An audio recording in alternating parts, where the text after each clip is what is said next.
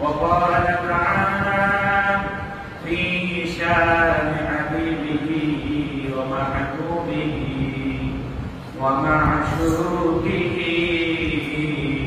آمرا ومخبرا إن الله وملائكته يصلون على النبي يا أيها الذين آمنوا صلوا عليه وسلموا تسليما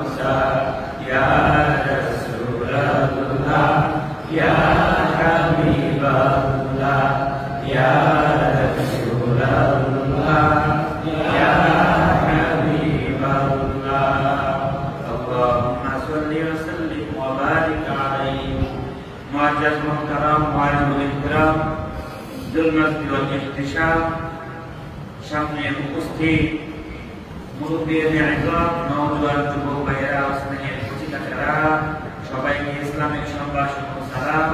আসসালামু আলাইকুম ওয়া রাহমাতুল্লাহি ওয়া বারাকাতুহু। ওয়া আলাইকুম আসসালাম।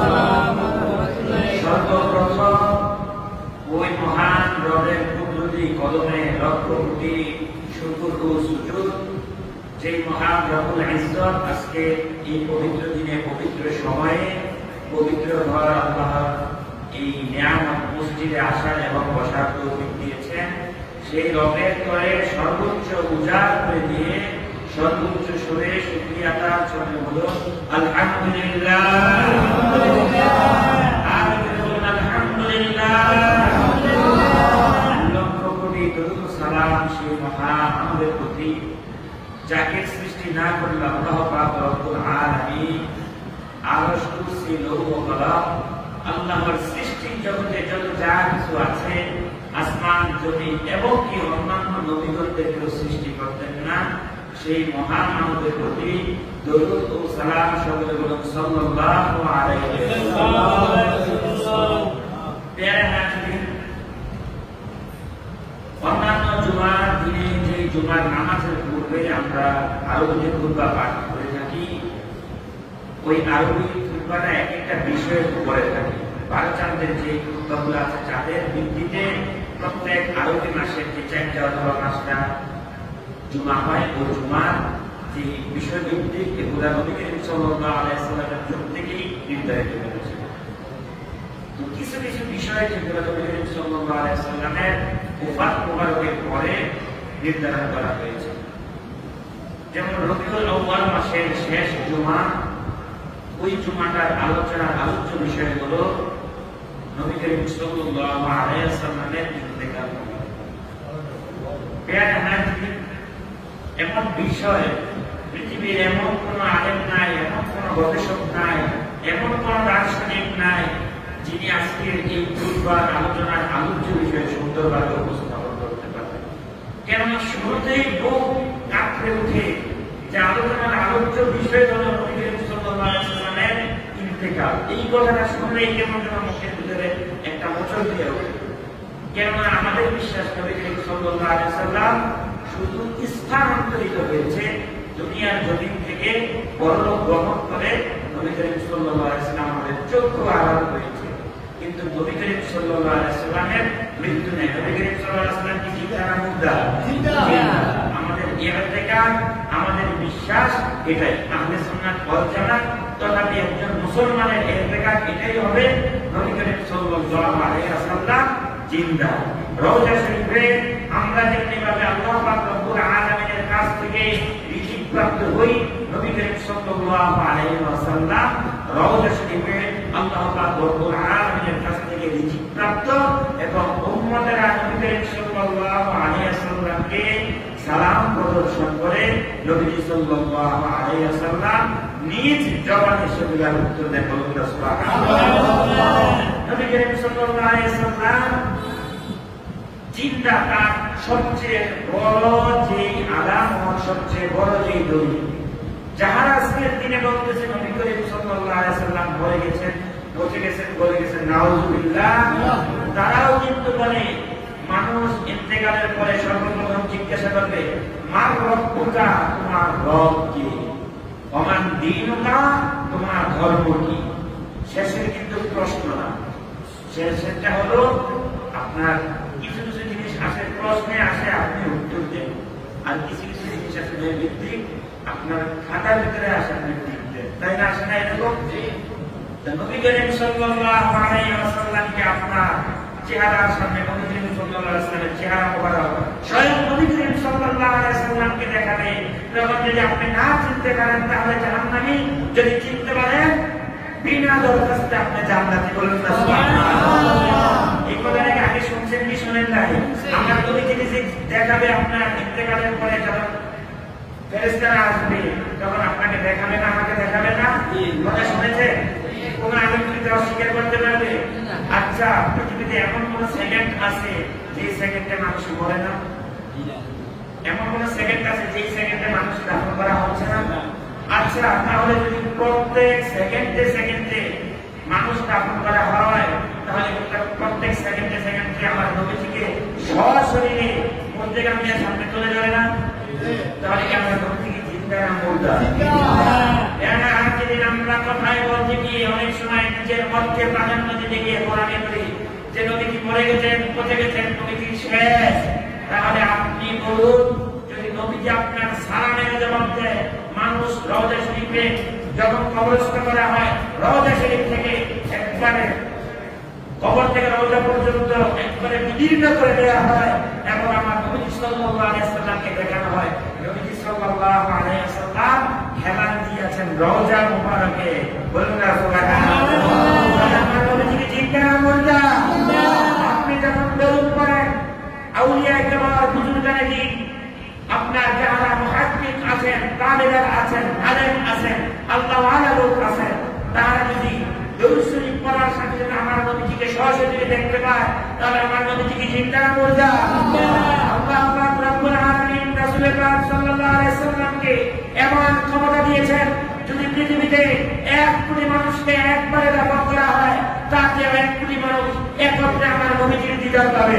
আপনার 1 কোটি মানুষ যদি একত্রে নবীজির সালাম দেওয়া হয়, 1 কোটি মানুষের সালাম আমার নবীজি একত্রে দিবে। বলুন না সুবহানাল্লাহ। আপনার আমার কাছে মাত্র একটি পলক নবীজি আরশে গেছেন আর আসছেন, কিন্তু আমার নবীজি মেরাজে কত বছর কাটিয়েছে বলতে পারবেন? 27 বছর। কত বছর? সারা দুনিয়া স্থির ছিল, কিন্তু আমার নবীজিকে আল্লাহ পাক রব্বুল আলামিন কত ক্ষমতা দিয়েছে। আমরা অনেক সময় বলতে গেলে বলি কি, আমার নবীজি তো আমাদের মতোই, নবী আমার মতন মাটির মানুষ, নবী আমার মতো। যে নূরের পরে সে বলে নবীজি আমার মতন নূরের মানুষ, তার ভিতরে ওহী আসছে, আমার ভিতরে ওহী আসে নাই। তাহলে তোমার ভিতরে যেহেতু ওহী আসে নাই, আর নবীজির কাছে ওহী আসবে, এতটুকু যখন হয়ে থাকে, তুমি আকাশের দিকে তাকাই চাঁদের দিকে ইশারা করে হাত মারো, দেখো তোমার হাতের সাথে ওই চন্দ্রটা লয় কিনা। লড়বে? আমার নবীজি যখন হাত এভাবে রাখতেন, নবুয়ত পাওয়ার পূর্বে হাত লাগতেন আর চাঁদটা নবীজির হাতের সাথে সাথে বলতো। বলুন না সুবহানাল্লাহ। আপনি আগে রোদ দিয়ে হাঁটলে আমাদের ছায়া পড়ে কি পড়ে না? পড়ে কি পড়ে না? আর আমার নবীজির উপরে কখনো ছায়া পড়ে না। কেন? আমার নবীজির উপরে তো কখনো রোদের আলোই পড়ে নাই। নবীজি যেখান দিয়ে যেতেন, ততক্ষণ আমার নবীজির মাথার উপর দিয়ে আল্লাহ পাক রব্বুল আলামিন রহমতের আবহাওয়া স্থির করে দিতেন। তা আমাদের আকীদা হবে কি? আহলে সুন্নাত ওয়াল জামাত না আহলে হাদিস? আহলে সুন্নাত ওয়াল জামাত। আমরা সুন্নি মতাদর্শের লোক। এটাকে আপনারা বিশ্বাস রাখেন? এই বিশ্বাসের বাইরে যদি চলে যান, তাহলে আমার মনে হয় না কাল কিয়ামতের দিন যখন আপনি সুপারিশের জন্য কান্না করবেন, আমার নবীজির শাফায়াত পাবেন। আমি বিশ্বাস করি না যে আমরা পাবো। এটা কি আমার নবীজি চিন্তা না মুর্দা? চিন্তা না মুর্দা? নবীজি মানুষ কি আমাদের মতো? আমাদের মতো? আল্লাহ পাক রব্বুল আলামিনের পরে আমার নবীজির মর্যাদা। তাহলে আমাদের আর আপনার মতো কি নবীজি হতে পারে?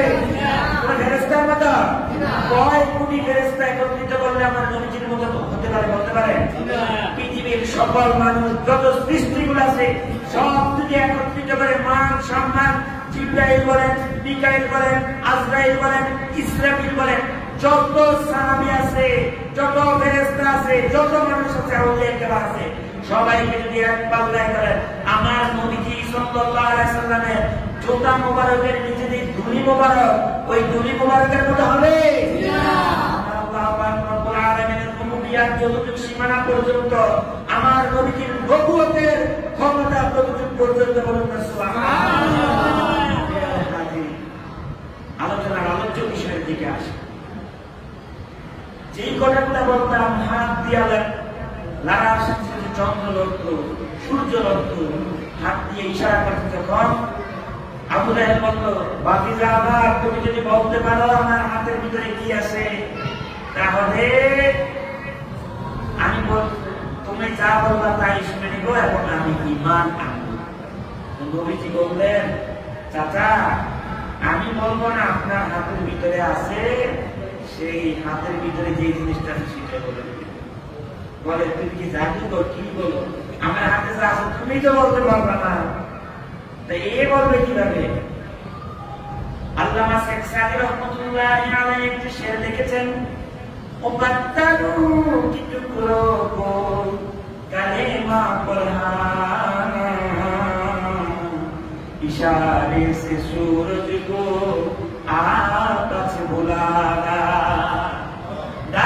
दो तो अपना कदम पे झुकाना, अकीदत नहीं है तो फिर और क्या है। रातों दिन उनका तस्वीर में रहना, हुकूमत नहीं है तो फिर और क्या है। আল্লামা শেখ সাদি রহমাতুল্লাহ আলাইহি বলেন, নবীজি বলার আগে নাই আবু জাহেলের হাতের ভিতরে পাথর ছিল, যখন নবীজি বলল হে বসুন তুমি আবু জাহেলের হাতের ভিতরে যা আছো তুমি বলে দাও তুমি কে।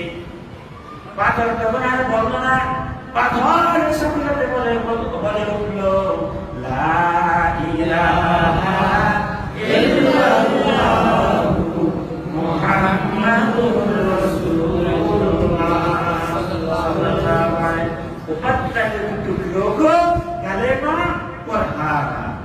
পাথর কি সে নিজে কালিমা পড়ে আমাদের হাত থেকে পড়ে পড়ে সাথে সাথে টুকরো হয়ে গেছে। বলুন না সুবহানাল্লাহ। इशारे से सूरज को आपस बुलाना, তখন আবু জাহেল বলল ওই আকাশের দিকে তাকাও, এটা কি চাঁদ? চাঁদ তোমার হাতের সাথে লাগাও। তখন চাঁদ পাহাড়ের উপরে চলে আসলো, নবীজি হাত দ্বারা ইশারা করলেন, চাঁদ ভূখণ্ডিত হয়ে গেলেন। ইশারে সে सूरज को आपस बुलाना, दरख्तों को अपना कदम पे झुकाना। নবীজি যখন রাস্তা দিয়ে যেতেন গাছগুলা নবীজির কদমের পাশে সিজদায় পড়ে যেতেন। বলুন না সুবহানাল্লাহ। এটা অসন্তুষ্ট হওয়ার মতো কথা, কেননা প্রত্যেকবার আমার মনে লাগে বলুন না সুবহানাল্লাহ। সুবহানাল্লাহ এভাবে বলবেন। গৌর গোবিন্দের প্রসাদ যখন মাইনাতে জিসতি যখন বলছেন আল্লাহু আকবার, সাথে সাথে বসে গেছে। আপনি ইমানদার সুবহানাল্লাহ বলবেন, আপনার এই সুবহানাল্লাহর আওয়াজ শুধু এই মসজিদ সীমানা পর্যন্ত থাকবে না, এই সুবহানাল্লাহর আওয়াজ পৌঁছে যেতে হবে আমার আল্লাহ পাক রব্বুল আলামিনের আরশে মুকাদ্দাস পর্যন্ত। প্রিয় হাজিরিন, সুবহানাল্লাহ বলতে কি ক্ষতি আছে? না, এটা তো নবুয়ত পাইছে। তুমি এই যেই কথাগুলো বললাম, এটাকে আমার নবীজি আখিরি জামানার নবী, খাতামুন নবিয়্যিন, ইমামুল মুরসালিন, শাফিউল মুসলিমিন, এটা প্রমাণ করার জন্য আর কোন দলিল লাগে? দলিল লাগে। নবুয়তের পূর্বে যে আমার নবীজির কলমে গাছগুলো সিজদায় পড়ে যেত, পাথরগুলো আমার নবীজির কলমে সিজদায় পড়ে যেত। তা তো নবুয়তের পূর্বে।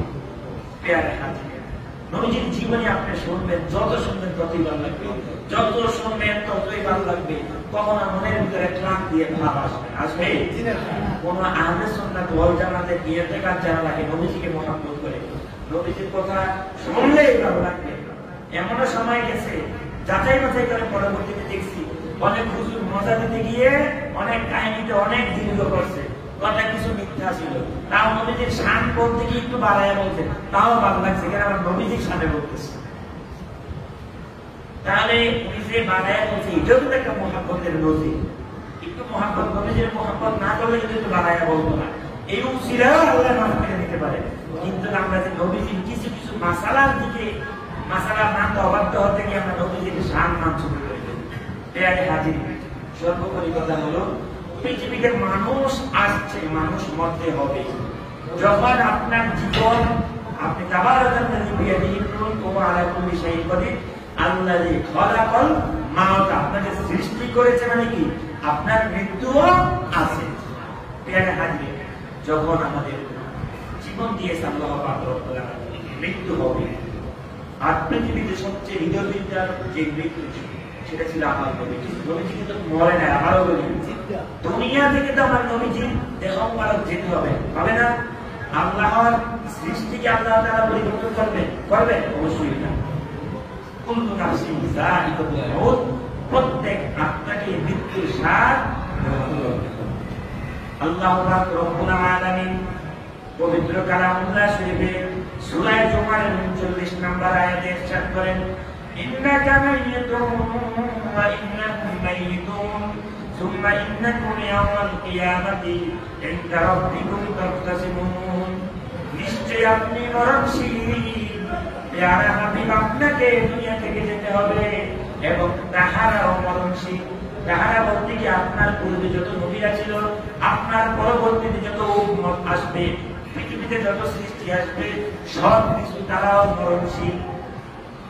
অতঃপর কিয়ামতের দিনে তোমরা উভয় দলে নিজ নিজ মুকদ্দম নিয়ে স্বীয় স্থানে স্বীয় রবের সামনে পেশ করবা। তোমাদের যত আমলনামা আছে সবকিছু নিয়ে নবীজির সামনে তোমরা দাঁড়াবা, আল্লাহর সামনে তোমরা দাঁড়াবা। নবীজি শাফায়াত করবে। শাফায়াত যদি প্রাপ্ত হয়ে থাকে তাহলে আল্লাহ রব্বুল আলামিন বান্দাদেরকে জান্নাতের নিশানা দিয়ে দিবে। বলুন না সুবহানাল্লাহ। নবীজি সাল্লাল্লাহু আলাইহি ওয়াসাল্লাম রবিউল আউয়াল মাসের প্রথম সপ্তাহ এবং সফর মাসের শেষ সপ্তাহে নবীজি অসুস্থ হয়ে গেলেন। ইন্তেকালের 5 দিন পূর্ব থেকে নবীজি একবার অসুস্থ হন, আবার সুস্থ হন, একবার অসুস্থ হন, আবার সুস্থ হন। এমন অবস্থায় নবীজি বিছানার সাথে শুয়ে পড়লেন। নবীজিকে দেখার জন্য সাহাবায়ে আজমাইন দলে দলে নবীজির বাসায় গেলেন। যেদিন নবীজি সাল্লাল্লাহু আলাইহি ওয়াসাল্লাম ইন্তিকাল করবেন, সাহাবায়ে আজমাইন তখন আর কেউ নিজ বাড়িতে নাই। নবীজির বাড়ি মোবারকের চারপাশ দিয়ে বারবার প্রদক্ষিণ করে, না জানি দয়াল নবীজি কখন দুনিয়া ছেড়ে চলে যান। নবীজি যখন ইন্তেকাল করবেন, ওই দিন সুবহে সাদিকের সময় হযরত জিবরাইল আলাইহিস সালাম নবীজির দরবারে আসলেন।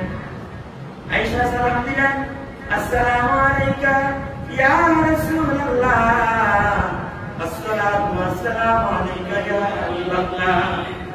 হে আল্লাহর রাসূল,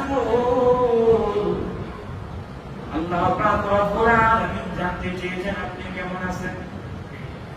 নবীজি চোখের পানিগুলো ছেড়ে দিয়ে বললেন, জিবরাইল ভাই আমার, আমি অনেক কষ্টে আছি। তারপর আলহামদুলিল্লাহ। জিবরাইল বললেন, ইয়া রাসূলুল্লাহ, ইয়া হাবিবাল্লাহ, আল্লাহ জানেন আপনি কেমন আছেন, তারপরও জানতে চেয়েছেন। তবে ইয়া রাসূলুল্লাহ, আজকে আমি একা আসি নাই, আমার সাথে আরেকজন ফেরেশতা এসেছে। তার নাম হলো হযরত মালাকুল মউত আজরাইল আলাইহিস সালাম। যদি আপনি অনুমতি দেন তাহলে আজরাইল ঘরের ভিতরে প্রবেশ করবে। নবীজির অনুমতি সাপেক্ষে আজরাইল আলাইহিস সালাম নবীজির কাছে এসে আবার উনিও সালাম দিলেন, আসসালাতু ওয়াসসালামু আলাইকা ইয়া রাসূলুল্লাহ, আসসালাতু ওয়াসসালামু আলাইকা ইয়া হাবিবাল্লাহ। ইয়া রাসূলুল্লাহ, ইয়া হাবিবাল্লাহ, আপনি যদি আমাকে অনুমতি দেন তাহলে আমি আপনার দরবারে কিছু কথা বলবো। নবীজি বললেন, বলো আজরাইল। আজরাইল আলাইহিস সালাম বললেন, নবীজি, দুনিয়ার শুরু লগ্ন থেকে আজকের এই দিন যাবত পর্যন্ত আমি কোনদিন কারো রূহ কবজ করার জন্য অনুমতি নিয়ে আসি নাই, অনুমতি চাই নাই। আল্লাহ পাক রব্বুল আলামিন আমাকে বেয়াদবি করতে নিষেধ করেছেন, আপনার কাছে পাঠাইছেন, আপনার কাছে অনুমতি নিতে চেয়েছেন। আপনি কি আল্লাহর ডাকে সাড়া দিবেন কিনা? নবীজি বললেন, আজরাইল, যদি আমি অনুমতি না দেই তাহলে তুমি কি করবা? তখন আজরাইল আলাইহিস সালাম বললেন, আল্লাহ পাক রব্বুল আলামিন বলেছেন, আমার হাবিব যদি না স্বীকৃতি দেয়, আজরাইল তুমি সরাসরি আবার চলে আসবা। জিবরাইল আলাইহিস সালাম বললেন, ইয়া রাসূলুল্লাহ,